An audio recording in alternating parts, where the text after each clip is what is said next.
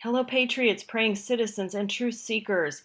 I think in 30 days we're going to know whether Q is a psyop, whether we've been played, or whether Q has been true to the mission, and we are going to be rid of the filth in 30 days, according to his message. Let's start with these drops that came last night, very early in the morning, um, or starting right before midnight. Number 964, why did Kim travel to China?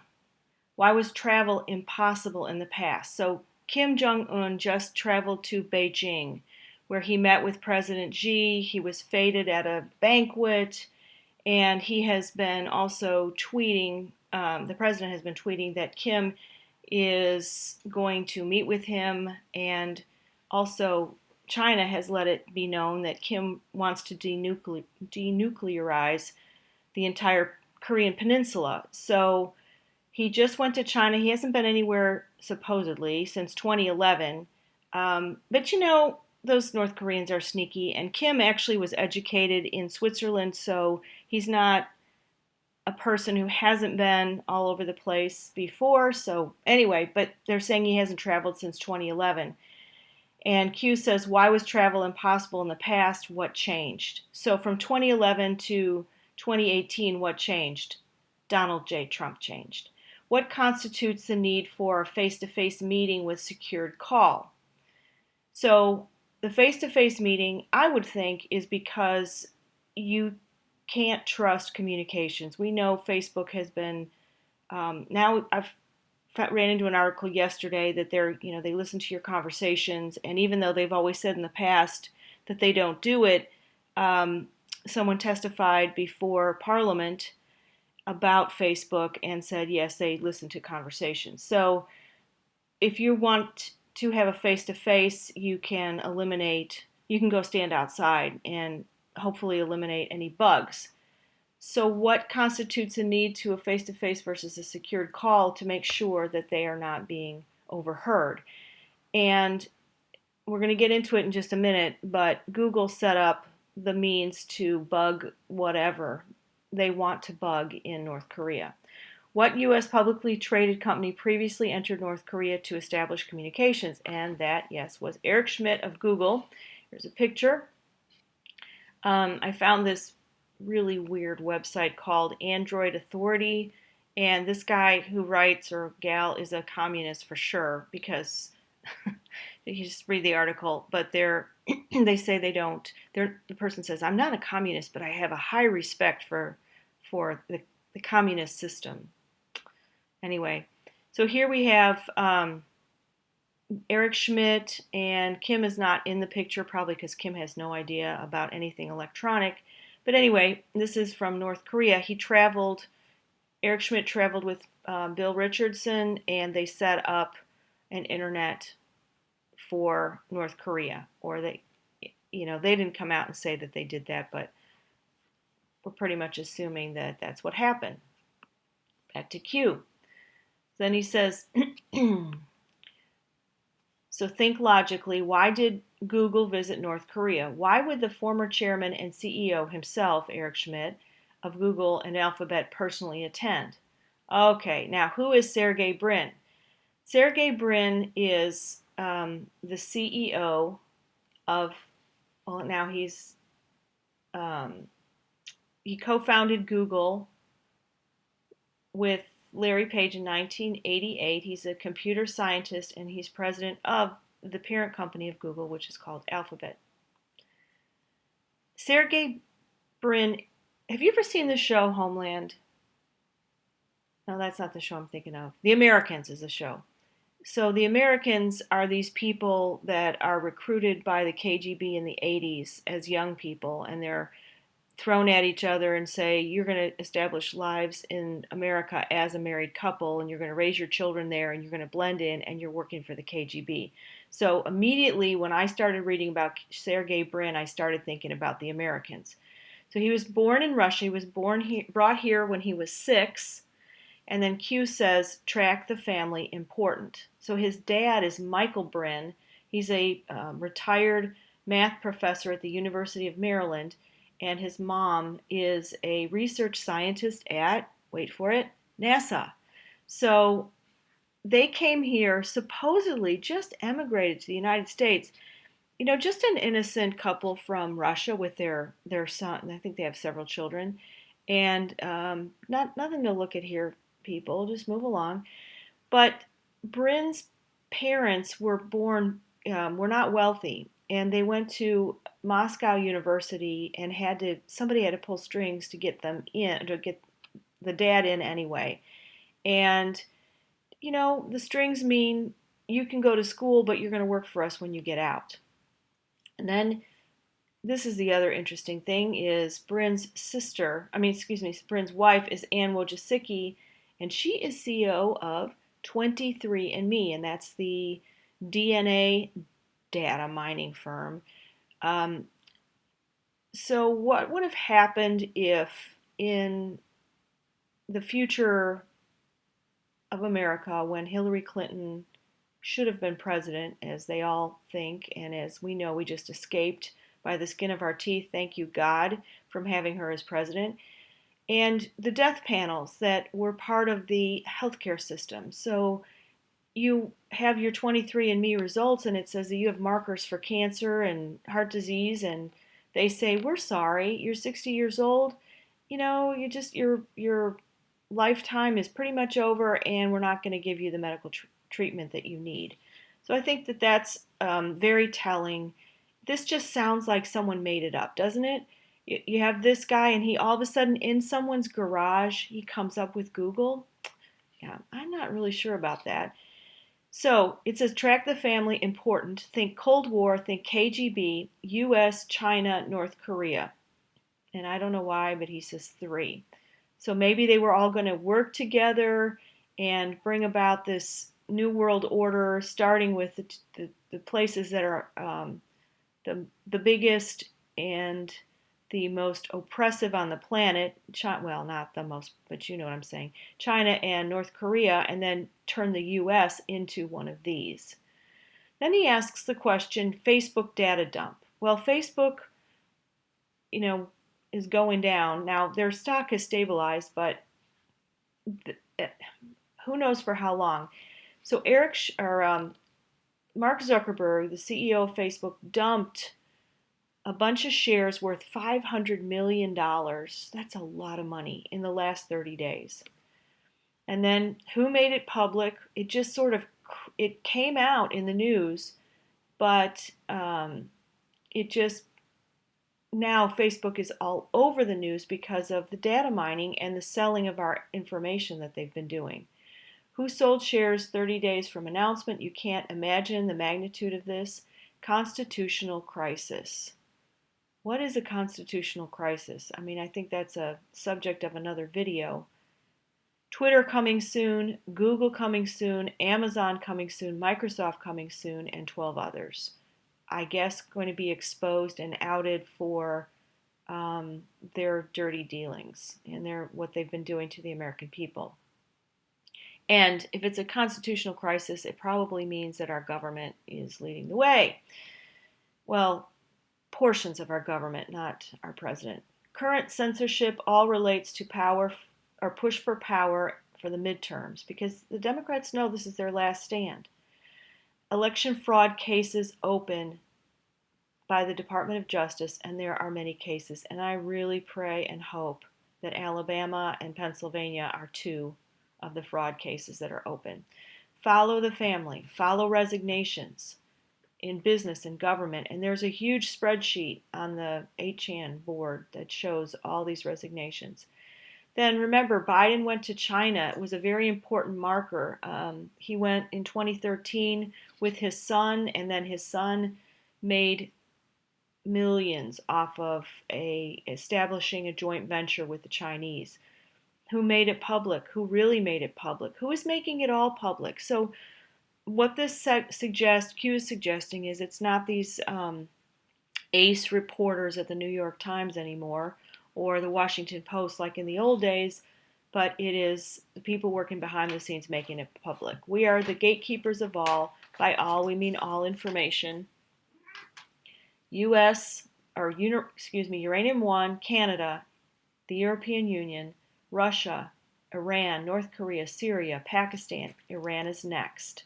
So these are all the things that are going to be taken down. It looks to me like the Uranium One scandal is going to knock all these dominoes down.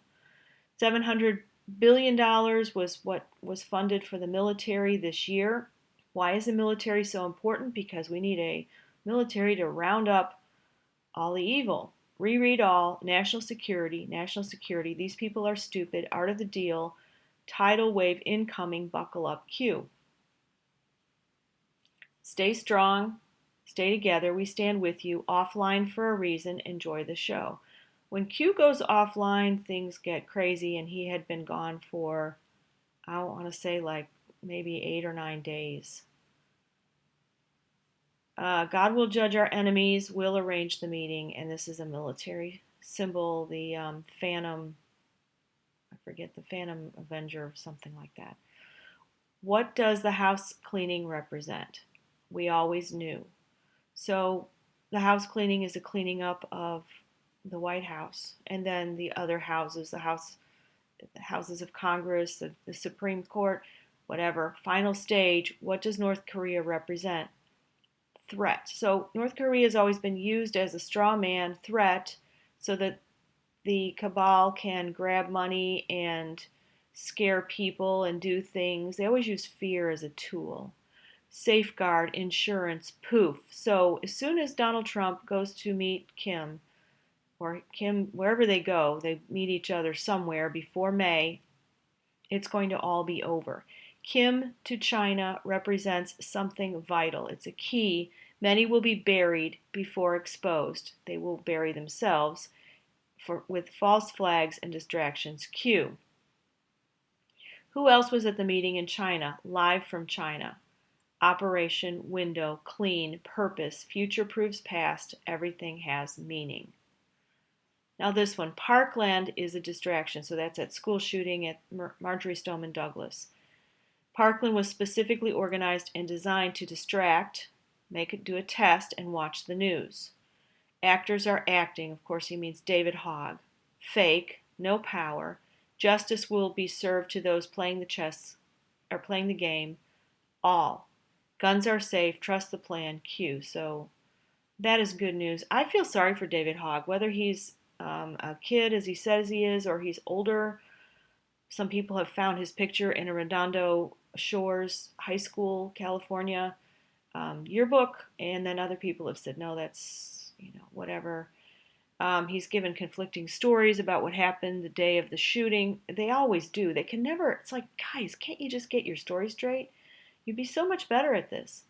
Now, here is the key post. Free Flynn, done in 30. He's free. The house cleaning is done in 30. The White House is secured, and it's the final stage. Oh, I can't wait, because this has just been keeping people up, losing sleep, and, we've been on our knees praying, haven't we? More and more.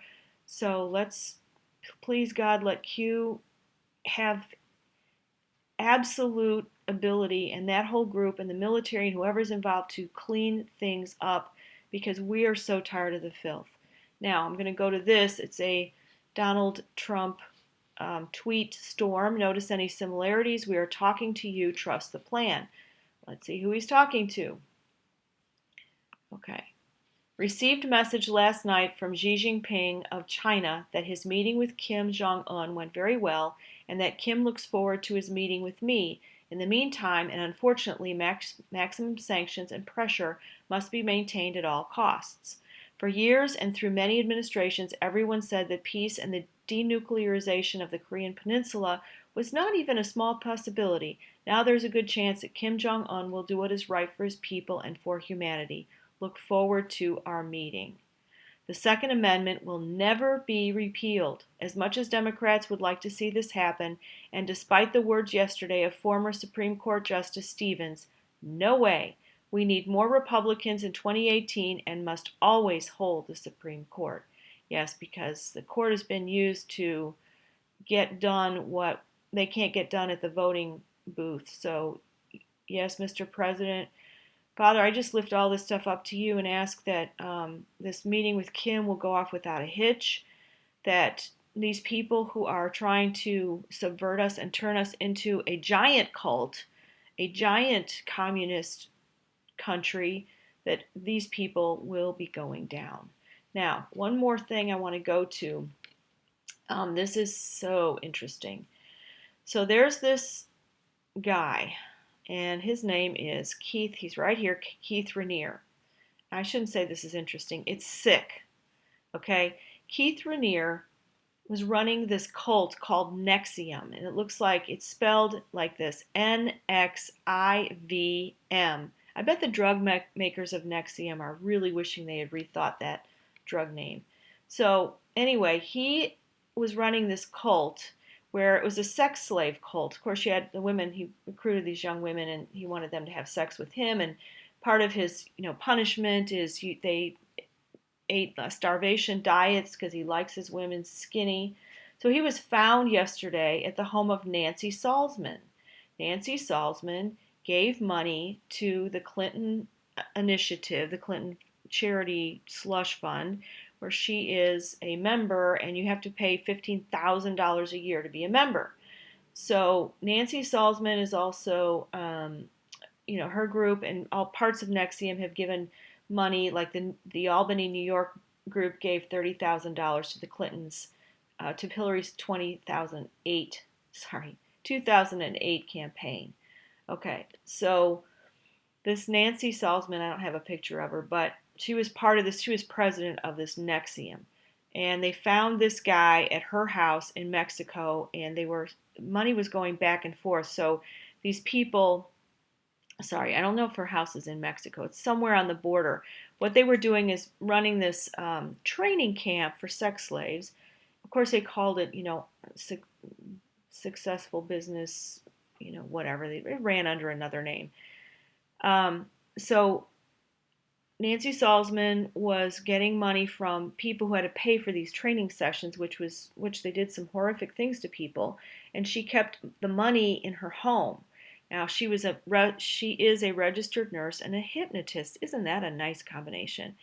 And of course, they call this a community guided by humanitarian principles that seek to empower people, yes, by making them sex slaves, and answer important questions about what it means to be human.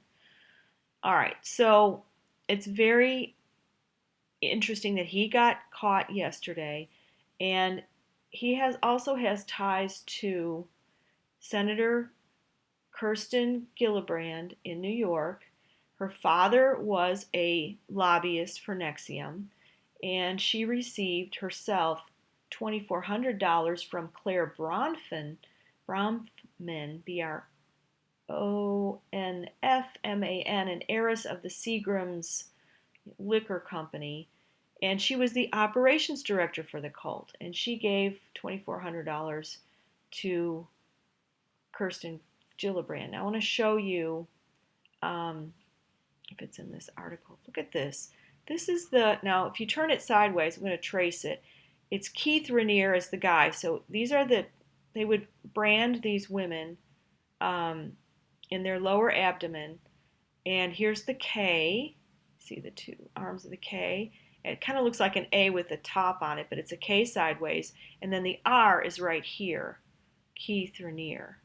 And people have escaped and have told stories and connected some of the dots for the local authorities. And anyway, this branding that he did, he called it the Vanguard. Okay, so these people are traced back to the Clintons, and it's been going on for years, and they've known about it, but of course the Clintons, being the Clintons, were able to just say, oh, it's nothing, we didn't know about it, we're innocent.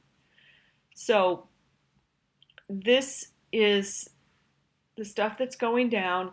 Now remember, because President Trump signed this executive order, they are able to seize all the money of anyone caught in human trafficking or human rights abuses. So all this money is, I'm sure there's more than just a few $1,000,000. This is probably, there's probably a lot more than that. They can seize all their assets. And this cult goes all over the place. I mean, it's not just geographically stuck in Texas or New York. So in Hollywood people, there's a couple of Hollywood stars that are tied into this. So we're going to be seeing, I think, a vast roundup of people related to this cult. Now, one other thing, if I can just bend your ear a little bit more, very interesting, what happened yesterday in the UK, and it has to do with Cambridge Analytica and Facebook. So Cambridge Analytica is this data mining firm that was taking Facebook information that was available to them. It was part of the policy. You could buy it, and they were selling it to political campaigns. Of course, people are screaming about Donald Trump using the information.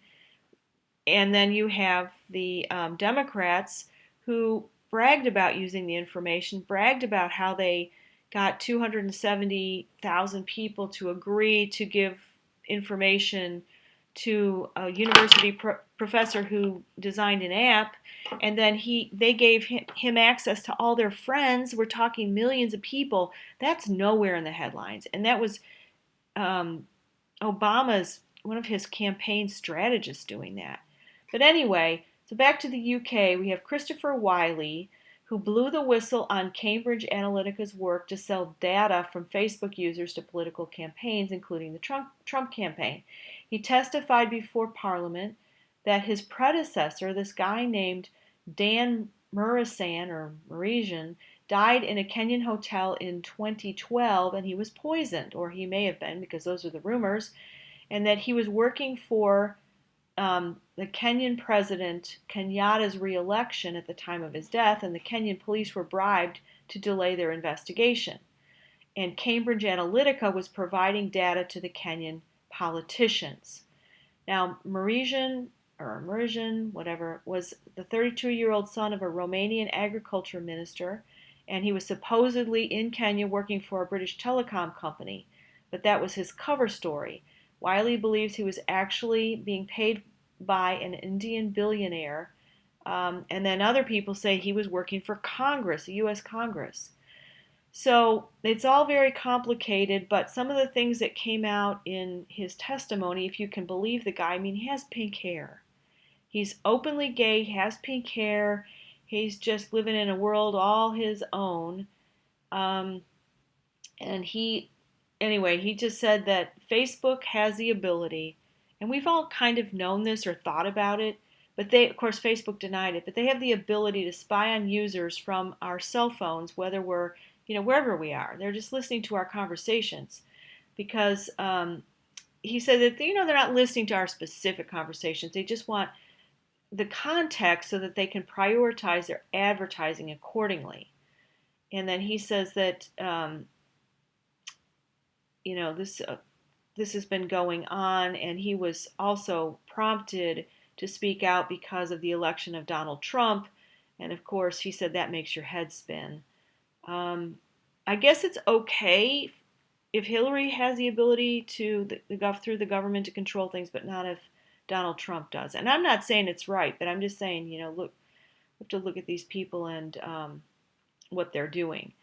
So now we've got Senator Chuck Grassley from Iowa, the Republican senator, and he is doing a hearing. He's conducting a hearing on April 10th. They're going to be looking into all this stuff and looking into Twitter, looking into all these Google everything. So that's probably part of this 30 days. I don't know. I'm just going with done in 30, house cleaning, White House secured, final stage, Q. And praising the Lord that we can get rid of, I'm sure we can't get rid of everything, but if a large chunk of it goes, and the Lord helps us, we will work on the rest. And no, this isn't the second coming of Jesus, and no, this isn't heaven on earth, but it is the way God intended for mankind to live in relationship with Him, in relationship with each other, and free from the wickedness that we can't seem to remove because it's gotten so big. But hopefully it is coming. So anyway, thank you all. I'm going to be doing another report tonight. I just wanted to get this out because it dropped so late last night, and I know there's some holes, but at least I've given you, a fair chunk, and I appreciate you so much, and I will talk to you later.